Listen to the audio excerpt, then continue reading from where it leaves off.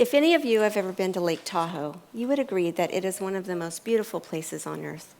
It has majestic alpine-like scenery, blue water, and the amazing aroma of pine trees. You know what else it has? Casinos. It's exciting to spin that wheel and see if you'll come out a winner.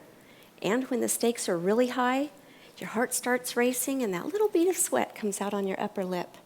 You close your eyes and chant, "Don't lose, don't lose." Fun, right? Is that how you feel each time you have a patient in your chair? From the first phone call until case completes, we expect everything to go smoothly. Someday, that patient standing at your counter may have a subpoena. Who loses then?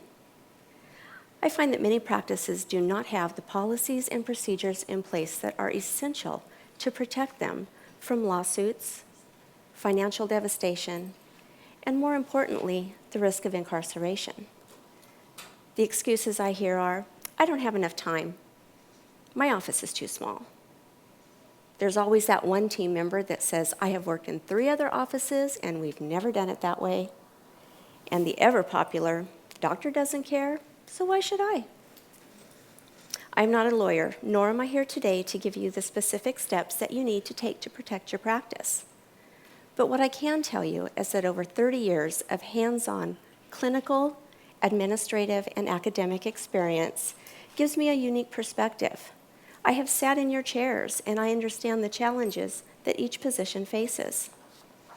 It is vital that we understand certain aspects of risk management and explore how, through proper diagnostics and documentation, our patient can be better served while we protect the clinical and financial integrity of our practices. Many providers do not understand that fraud does not have to be intentional to be prosecuted, and auxiliaries are not exempt from malpractice. I didn't know it's not a defense. It might fly if you work for the government. It's not going to fly for us.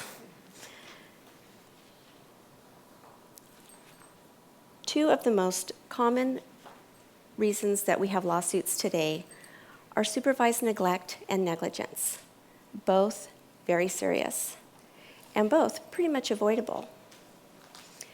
Coding errors can and will put your practice and your license at risk. Some of the most common coding errors I see are 4 bite wings in a pano being billed as an FMX, stay plates being billed as resin partials, and prophies being billed when a perio maintenance was really the procedure performed. This usually happens so the patient can have their free cleaning. We must never change a procedure code based on patient request. To do so is not only unethical, it's illegal. Let's take a look at this case of supervised neglect. The plaintiff was a patient of the defending dentist for about 13 years, during which time the dentist cleaned her teeth and took care of acute situations as they arose. For whatever reason, they had a parting of the ways. Sometime later, the patient went to another dentist complaining of pain. That dentist immediately diagnosed advanced periodontal disease, which required the extraction of her 11 remaining maxillary teeth, and she now wears a denture. Sometime later, the patient developed a pulmonary abscess, which cost her 8 days in the hospital and intravenous IV antibiotics through a PICC line for an additional 6 weeks. She said no one ever told her about her periodontal disease.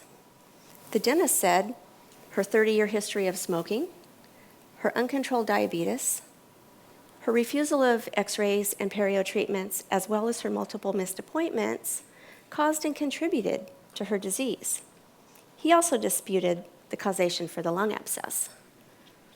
Unfortunately, the health history was 8 years old.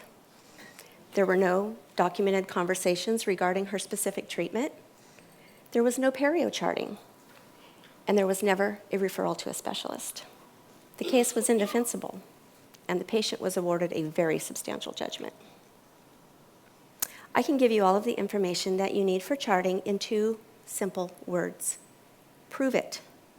We must document in such a way that there are no questions left unanswered. There is no doubt that there are some very unethical providers conducting their practices in some very unethical manners. But for the majority of professionals that find themselves tied up in legal trouble, there's no intent to be malicious. So why were they blindsided? Lack of training. The doctor is responsible for making sure that his entire team is trained on risk management and must set the example. Let's take a look at this case of negligence. The patient had 6 lower anterior crowns prepped and temporaries placed. She was told that the office would call her when it was time to deliver her crowns. That was in February. In June, she called the practice saying her temporaries had fallen off, her gums were bleeding, and they were very painful.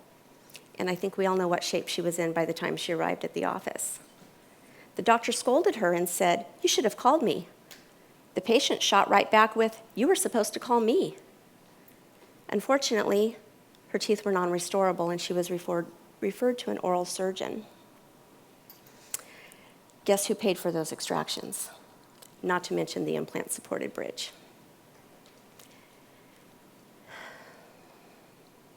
We have all been on the wrong end of a procedure outcome. It happens.